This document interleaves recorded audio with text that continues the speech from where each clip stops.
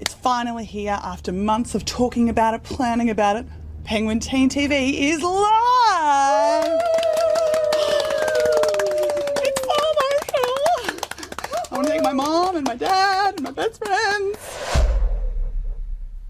Penguin Teen TV is going to be the home of great YA news. It's going to be talking about books, it's going to be talking about YA adaptations, authors, events.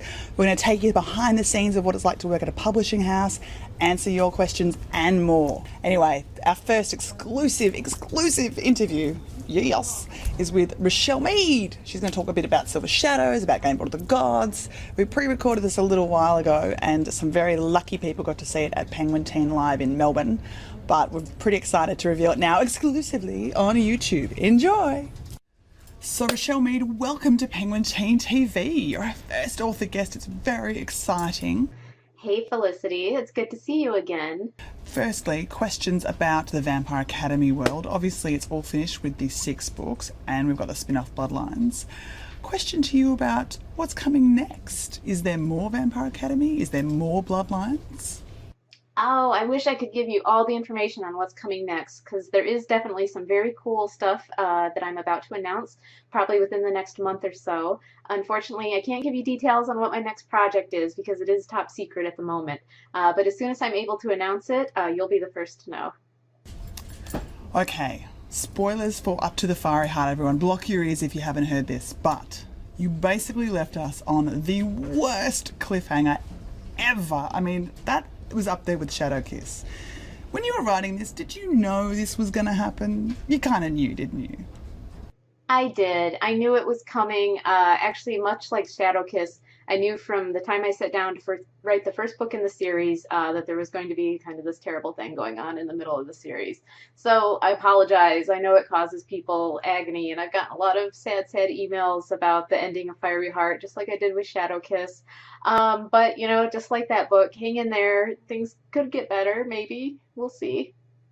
So with the Bloodline series, the fandom has been not slow, but a little slower to come on board with the whole Sydney Adrian thing. But by the Fiery Heart, it's Sidrian madness. Has that excited you? Does that keep you enthused that people are really adopting the Sydney and Adrian relationship? Yeah, I love it. I can't believe that I've actually started using the term Sidrian as part of my own vocabulary and that it's become so widespread. I love seeing how excited people are about them. I loved Rose and Dimitri. Their relationship was super epic, very dramatic, and of course had its ups and downs.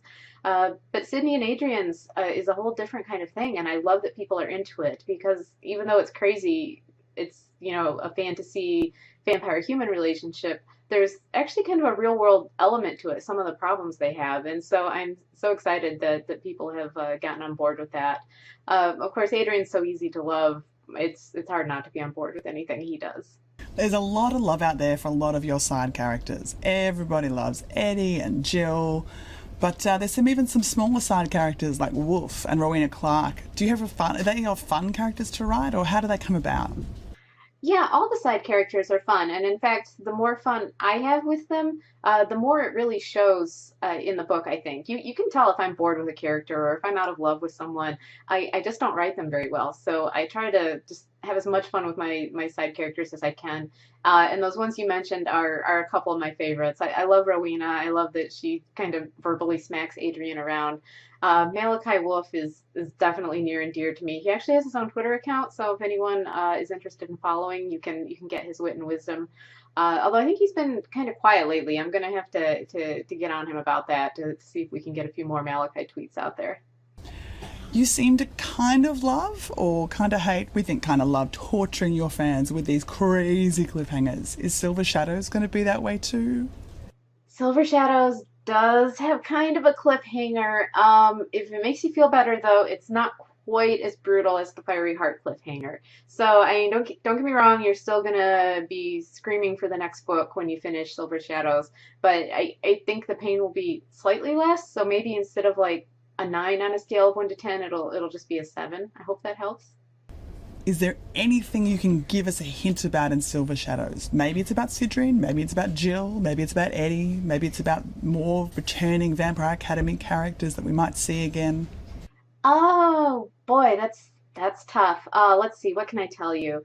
It starts off, it's a very dark book, and if you've, of course, read the ending of Fiery Heart, you understand why that's the case.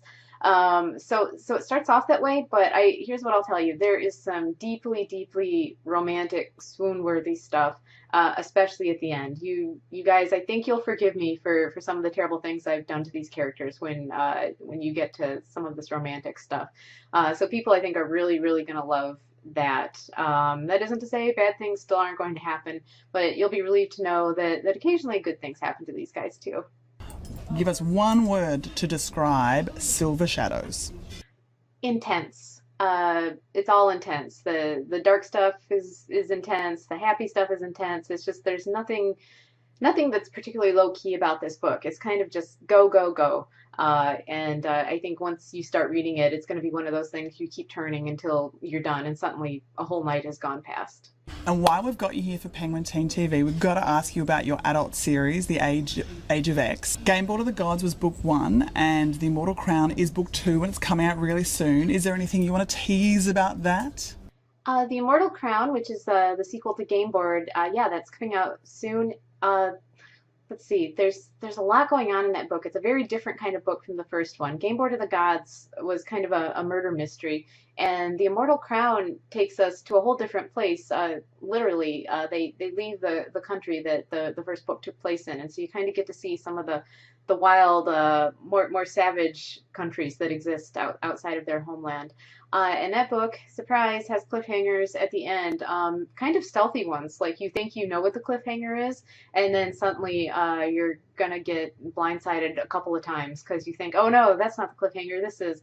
And then I pull out something else, and you're like, oh my god, that's it. So be ready. There's a lot of big, big surprises coming in that book. You toured Australia in 2009, and it was amazing.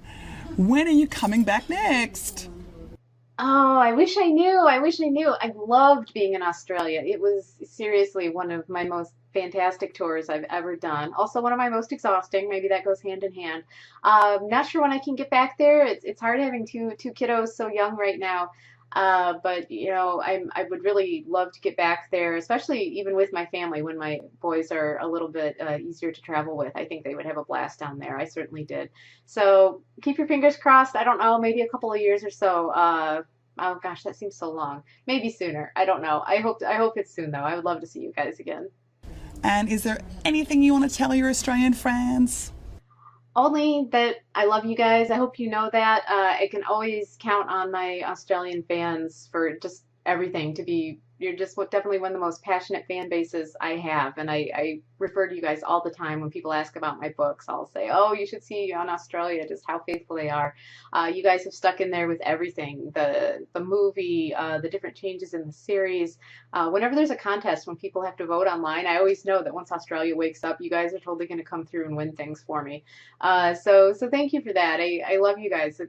It's so strange that you're so far away, and yet you have such a big place in my heart and in my career. So thanks, guys, and I hope to see you soon. Okay, thank you, Richelle Mead, for being part of Penguin Teen TV, and you got to come back soon. Bye. And thank you, Felicity and Penguin Australia. I love you guys too. Good talking to you, and I hope we'll talk more later. We've read it.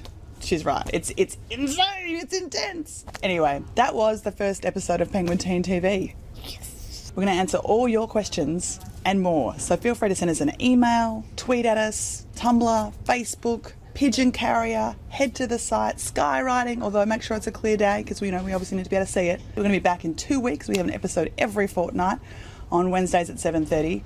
And if you've got any questions that you want answered on the show, again, feel free to contact us anyway. You can all find it below. Oh, that's fun to do. It's below. So I'm Felicity, and that was Penguin Teen TV. It's done. Got any other ideas for sign-offs? Keep reading. Enjoy your books. YA? Oh, YA.